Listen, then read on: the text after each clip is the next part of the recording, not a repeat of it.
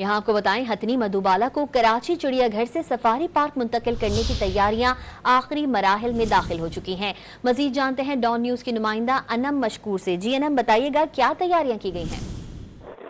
जी बिल्कुल, मेयर कराची के ऐलान के मुताबिक कल जो है हथनी मधुबाला की जो है मुंतकिली की जाएगी कराची चिड़ियाघर से सफारी पार्क की तरफ। वो कहा यही जा रहा है कि तकरीबन 15 साल बाद मधुबाला अपनी बहनों सोनिया और मलाइका से मिलेंगी। इसकी तैयारियों के लिए जो तस्वीर भी जारी की गई है फूडपाथ टीम की जानिब से, और कहा यही जा रहा है कि कामों को हतमी शक्ल दे दी गई है। मधुबाला की ट्रेनिंग भी की गई है इस हवाले से खुसूसी तौर पे कि किस तरीके से उसे जो है ट्रांसपोर्ट के जरिए वहाँ पे पहुंचाया जाएगा और साथ में उसे किस तरीके से उस ट्रांसपोर्ट से उतारा जाएगा। अगर हम बात करें रास्तों की, तो रूट भी प्लान कर लिए गए हैं कि उन रास्तों का इंतखाब किया गया है मधुबाला की मुंतकली के लिए जहाँ पे जो है रोड बिल्कुल स्मूथ हो, ताकि ट्रांसपोर्टेशन के दौरान कोई परेशानी ना हो।